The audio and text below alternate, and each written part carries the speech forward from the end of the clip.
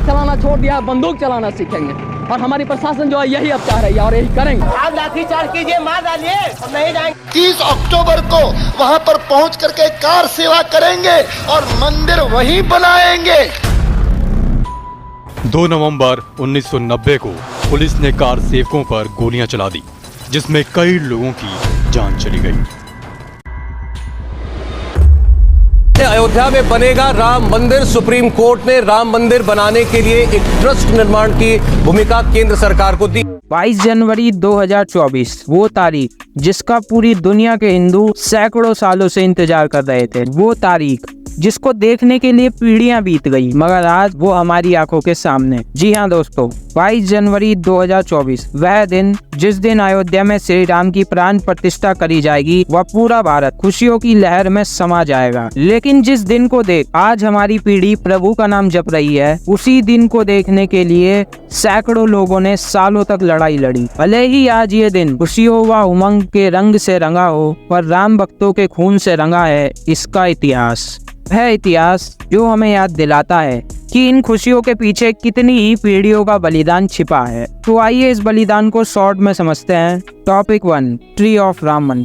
21 अप्रैल सन 1526 बाबर इब्राहिम लोदी को पानीपत की पहली लड़ाई में हराकर भारत में मुगल शासन की नींव रखता है। इसके 2 सालों बाद सन 1528 में बाबर अपनी सेना के साथ अयोध्या पहुंचता है और अपने सेनापति मीर बाकी से कहता है कि श्री राम के मंदिर को तोड़ दो। ऐसा करके वह हिंदुओं की आस्था को तोड़ना चाहता था। मीर बाकी बाबर के आदेश अनुसार श्री राम के मंदिर को तोड़कर उसके ऊपर बनाता है बाबरी मस्जिद। फास्ट फॉरवर्ड करते हैं सन 1717 में, जब जयपुर के राजा सवाई जयसिंह द्वितीय मस्जिद से 150 फीट दूर हिंदुओं की पूजा के लिए एक चबूतरा बनवाते हैं। इसके बाद आता है सन 1853, जब पहली बार अयोध्या में मंदिर व मस्जिद को लेकर कोई सांप्रदायिक हिंसा होती है। इसके बाद कई सालों तक मंदिर तथा मस्जिद की यह लड़ाई चलती रहती है, मगर इसका कोई भी हल नहीं निकलता। इसके बाद 1947 में देश को आज़ादी भी मिल जाती है, तो लोग समझते हैं कि अब इस मुद्दे का हल निकल जाएगा। मगर आज़ादी के आगे आने वाले सालों में कुछ ऐसी चीजें हो गई जिसने इस मुद्दे को सुलझाने की जगह और ज्यादा बिगाड़ दी। 23 दिसंबर 1949 को श्री राम की मूर्ति अचानक मंदिर के अंदर प्रकट हो जाती है, जिसके बाद लाखों की संख्या में भीड़ उधर पहुंच जाती है। इसके बाद सन 1950 में हिंदू महासभा से श्री गोपाल कृष्ण कोर्ट में मूर्ति की पूजा करने के अपने अधिकार की मांग करते हैं। इसके बाद के सालों में एक बहुत ही ज्यादा इम्पोर्टेंट चीज हुई जिसने भारतीय राजनीति और श्री राम मंदिर के आंदोलन को पूरी तरीके से बदल दिया।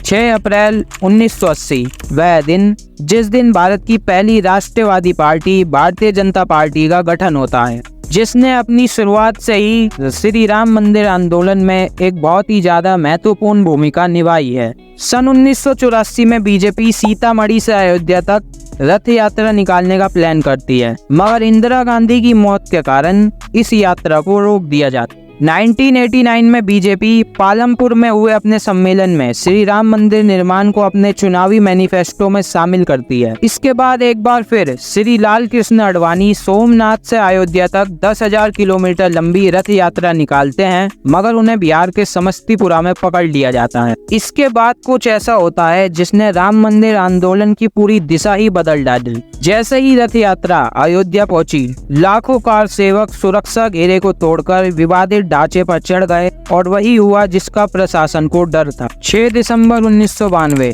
दोपहर के 1:55 से लेकर शाम के 5 बजे के बीच कार सेवक बाबरी पर चढ़कर बाबरी मस्जिद के तीनों गुंबदों को ध्वस्त कर देते हैं। इसके बाद कई सालों तक कोर्ट दोनों पक्षों की दलीलों को सुनता है और फाइनली 9 नवंबर 2019 को कोर्ट का डिसीजन आता है कि विवादित जमीन पर श्री राम के मंदिर को बनाया जाएगा। आपने ये नारा तो सुना ही होगा।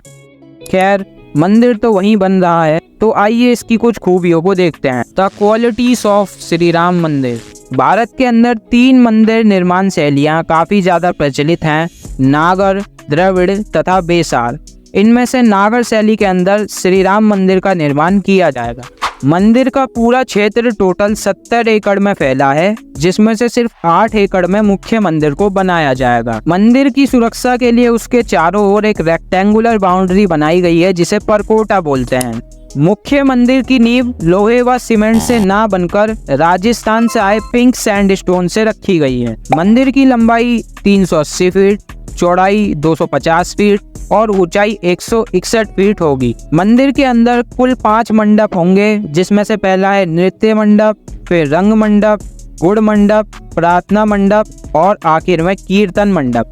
श्री राम के अलावा परकोटे के चारों कोनों पर भगवान सूर्य, शंकर, गणपति व देवी भगवती के मंदिर होंगे तथा दक्षिण में हनुमान व उत्तर दिशा में माता अन्नपूर्णा का मंदिर होगा। इन सभी के अलावा महर्षि वाल्मीकि, महर्षि वशिष्ठ, महर्षि विश्वामित्र, महर्षि अगस्त्य, निषाद राज, माता सबरी और देवी अहिल्याबाई के भी मंदिर होंगे।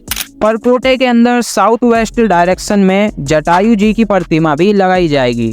राम मंदिर के अंदर जाने के लिए टोटल 32 सीढ़ियां होंगी, जो कि 16.5 फीट ऊंची है और दिव्यांग लोगों के लिए रैंप तथा लिफ्ट की सुविधा भी उपलब्ध कराई गई है। इन सभी फीचर्स के अलावा और भी कई चीजें श्री राम मंदिर में होंगी।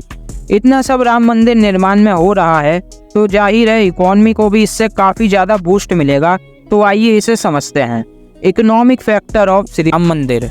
इसकी तरह कई लोगों को लगता है कि राम मंदिर निर्माण से क्या फायदा होगा, तो हम आपको बताते हैं कि श्री राम मंदिर निर्माण से क्या फायदा होगा। सबसे पहला फायदा तो यही है कि मंदिर निर्माण में लगे काफी सारे लोगों को रोजगार मिलेगा। दूसरा, एक रिपोर्ट के अनुसार हर दिन 3 से 5 लाख लोग व हर साल 2 से 3 करोड़ लोग श्री राम मंदिर को देखने आएंगे, तो उनके ट्रांसपोर्टेशन के लिए भी काफी सारी फैसिलिटीज बनाई जाएंगी, जिसको बनाने में काफी सारे लोगों को रोजगार मिलेगा।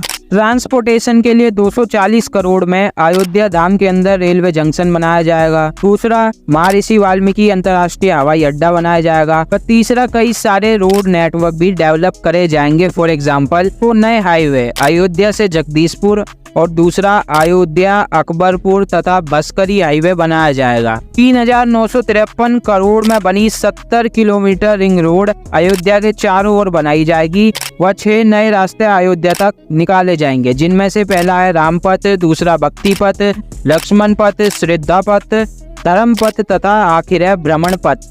इसके अलावा 400 करोड़ की लागत से अयोध्या के अंदर एक वर्ल्ड क्लास बस स्टेशन बनाया जाएगा। और अगर हम बात करें वाटर कनेक्टिविटी की, तो यूपी के अंदर यूपी की पहली तथा भारत की दूसरी वाटर मेट्रो अयोध्या के अंदर सरयू नदी में चलाई जाएगी व सरयू नदी के ऊपर ही काफी सारी मिनी क्रूज शिप भी चलाई जाएंगी। इसके अलावा जब लाखों लोग अयोध्या में श्री राम मंदिर को देखने आएंगे, तो उनकी अकोमोडेशन के लिए काफी सारी टेंट सिटीज व ओयो और ताज जैसे होटल जाइंट्स के साथ मिलकर यूपी गवर्नमेंट 25,000 होटल रूम्स बनाएगी। इतना सारा इकोनॉमिकल बेनिफिट श्री राम मंदिर बनने से यूपी को होगा। इसके अलावा यूपी गवर्नमेंट अयोध्या को पूरी दुनिया में अपनी एक अलग पहचान दिलाना चाहती है, ग्लोबल स्पिरिचुअल एपिसेंटर के रूप में, जिसके लिए यूपी गवर्नमेंट ने कई सारे प्रोजेक्ट्स निकाले हैं। फॉर एग्जाम्पल, अयोध्या तक आने वाले रास्तों में श्री राम मंदिर के जैसे दिखने वाले 6 द्वार लगाए जाएंगे, जिससे कॉमन लोगों में ये फीलिंग जगाई जा सके कि अब आप सभी अयोध्या में हैं।